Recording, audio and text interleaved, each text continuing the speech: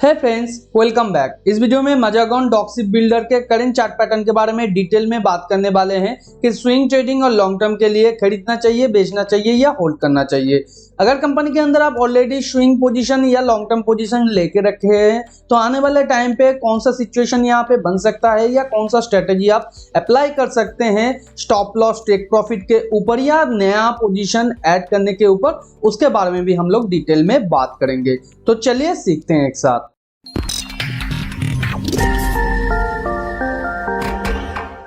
जैसे कि आप स्क्रीन पे देख पा रहे हैं, मैजागॉन डॉक्सिप बिल्डर का ये वनडे का चार्ट है। वनडे के चार्ट में कंपनी का शेयर प्राइस लगातार एक बुल ट्रेंड के अंदर था काफी टाइम से। आप जानते हैं एक बुल ट्रेंड या एक स्ट्रॉन्ग ट्रेंड 3 लेग के अंदर खत्म होने की कोशिश करता है मैक्सिमम टाइम पे, यानी मोर देन 80% केसेस में। ये बहुत सारे वीडियो में मैंने आप लोगों को चार्ट पैटर्न के अंदर दिखाया है। यहाँ पे भी आप देखिए, ये जो यहाँ पे ट्रेडिंग रेंज था, इसे ब्रेकआउट करने के बाद यहाँ पे 1 लेग, यहाँ पे 2 लेग और यहाँ पे 3 लेग एक एग्जॉशन स्पाइक के साथ ये अपने जो ट्रेंड है उसे कंप्लीट किया था। और 3 स्पाइक के बाद जनरली ये थोड़ा सा पुल बैक तो करने का कोशिश करता ही है, या अगर वो पुल बैक नहीं करता है तो एक डबल टॉप क्रिएट करने के साथ साथ वो वहां पे कुछ देर तक कंसोलिडेशन फेज में जाता है और उसके बाद वो फर्दर ऊपर या नीचे की डायरेक्शन को पकड़ता है। तो यहाँ पे इसने एक पुल बैक का सिचुएशन क्रिएट किया है और ये पुल बैक भी एक चैनल के थ्रू नीचे आया है। आप जानते हैं चैनल का फॉर्मेशन जनरली एक वीक ट्रेंड का फॉर्मेशन है, जिससे कि जहां से चैनल स्टार्ट हुआ था वहां पे फिर से प्राइस जाने का प्रोबेबिलिटी हाई रहता है। तो यहाँ पे चैनल के साथ ये शेयर प्राइस काफी टाइम से पुल बैक के द्वारा नीचे आ रहा था और इसे हम लोग एक बुल फ्लैग भी कहेंगे। बुल फ्लैग जनरली हम लोग जानते हैं ऊपर की तरफ और बेयर फ्लैग नीचे की तरफ ब्रेकआउट करने की कोशिश करता है और यहाँ पे प्राइस फर्दर ये टॉप तक जाने का प्रोबेबिलिटी है। मगर यहाँ पे 2-3 चीज आपको जरूर यहाँ पे ध्यान में रखना चाहिए। जैसे कि फर्स्ट टाइम इसने चैनल से ब्रेकआउट किया है, तो जब भी कोई भी स्टॉक किसी भी चैनल के थ्रू मूव कर रहा है और फर्स्ट टाइम उस चैनल को ब्रेकआउट करके दूसरे डायरेक्शन में जाने की कोशिश कर रहा है, जैसे कि ये एक बेयर ट्रेंड के अंदर था तो ये बुल ट्रेंड के अंदर जाने की कोशिश कर रहा है, तो ये ऑपोजिट साइड का डायरेक्शन हुआ है। तो यहाँ पे फर्स्ट टाइम जब ये ब्रेकआउट करता है तो प्रोबेबिलिटी हाई रहता है ब्रेकआउट के बाद इमीडिएटली या 3-4 बार बाद ये फिर से नीचे की तरफ आने की कोशिश करे और एक हायर बॉटम या एक लोअर बॉटम के साथ डबल बॉटम क्रिएट करे। उसके साथ साथ फिर वो ऊपर की तरफ जाने की कोशिश करता है और इस ट्रेंड को रिवर्स करने की कोशिश करता है। वो रिवर्सल एक बुल ट्रेंड का भी हो सकता है या यहाँ पे कंसोलिडेशन फेज का भी हो सकता है, मगर ये और कुछ टाइम तक यहाँ पे बेयर ट्रेंड के अंदर नहीं रहेगा। तो यहाँ पे करंट सिचुएशन में अगर आप देखें तो कंपनी का शेयर प्राइस आज के दिन यहाँ पे चैनल के थ्रू फर्स्ट टाइम ब्रेकआउट किया है।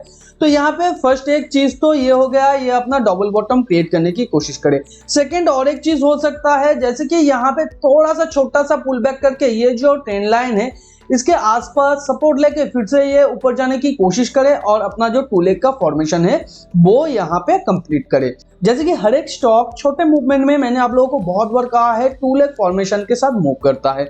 जैसे कि आप थोड़ा सा यहाँ पे देखिए, यहाँ से स्टॉक का प्राइस थोड़ा सा ऊपर गया, आप यहाँ पे अगर लो को देखें, इस पोजीशन पे लो है, फिर से ये पुल बैक किया मगर अपने लो को टच नहीं किया, फिर यहाँ पे हाई को तोड़ के थोड़ा सा शेयर प्राइस ऊपर गया, तो इसे हम लोग फर्स्ट लेग और इसे सेकंड लेग कहेंगे। वैसे ही यहाँ पे देखिए शेयर प्राइस ऊपर गया तो यहाँ से इसने पुल बैक क्रिएट किया, फिर थोड़ा सा शेयर प्राइस नीचे आने के साथ साथ इस पॉइंट पे इसने अपना सेकंड लेग क्रिएट किया, यानी पिछले टाइम का जो शेयर प्राइस है उससे थोड़ा सा ही ऊपर गया और फिर ये इमीडिएटली नीचे चला आया है। यहाँ से भी अगर आप देखें तो ये जो बुल ट्रेंड बार है, यहाँ पे आप देखिए इसके टॉप तक हम लोग 1 लेग मानते हैं, फिर शेयर प्राइस नीचे आया मगर ये जो लोअर पॉइंट है इसे ब्रेकआउट नहीं किया या टच भी नहीं किया और यहाँ पे फर्दर ये जो ऊपर टॉप का प्राइस पॉइंट है इसे तोड़ के यहाँ तक प्राइस गया। तो ये है 1 लेग, ये है 2 लेग। तो इस तरीके से जनरली स्टॉक मूव करता है। इस केस में भी यहाँ पे सेम हुआ था, हालांकि छोटे टाइम फ्रेम में काफी हद तक आपको पता चल जाएगा कि यहाँ पे 2 लेग का फॉर्मेशन किस तरीके से हुआ है। तो यहाँ पे भी आप देख सकते हैं ये जो शेयर प्राइस ब्रेकआउट किया है चैनल से, इसे अगर हम लोग 1 लेग मानते हैं तो फर्दर और एक लेग यहाँ पे क्रिएट करने का कोशिश ये कर सकता है और यहाँ पे ये हो सकता है ये जो सेकेंड लेग है ये इमीडिएटली हो सकता है, एक छोटा सा सा पुल बैक के बाद या यहाँ पे 3-4 बार पुल बैक करके फिर ये एक हायर बॉटम या लोअर बॉटम के साथ जब अपना बॉटम क्रिएट करेगा, डबल बॉटम, उसके बाद भी ये रिवर्स कर सकता है। अगर ये लोअर बॉटम क्रिएट करता है तो यहाँ पे आपको ये मान के चलना होगा कि छोटे टाइम फ्रेम में ये ऑलरेडी अपना जो है 2 लेग का फॉर्मेशन कंप्लीट कर लिया है, मगर यहाँ पे करंट व्यू के हिसाब से अभी तक इसका फर्स्ट लेग ही हुआ है, तो और एक लेग यहाँ पे क्रिएट करने का प्रोबेबिलिटी है।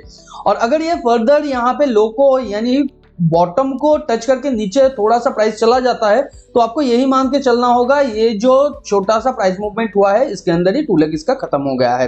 तो मेरा ये जो बोलने का यहाँ पे मतलब क्या है, मतलब यही है करंट सिचुएशन में हम लोग देख रहे हैं 3 दिनों से स्टॉक का प्राइस ऊपर जा रहा है और यहाँ पे इसने फर्स्ट लेग क्रिएट किया है।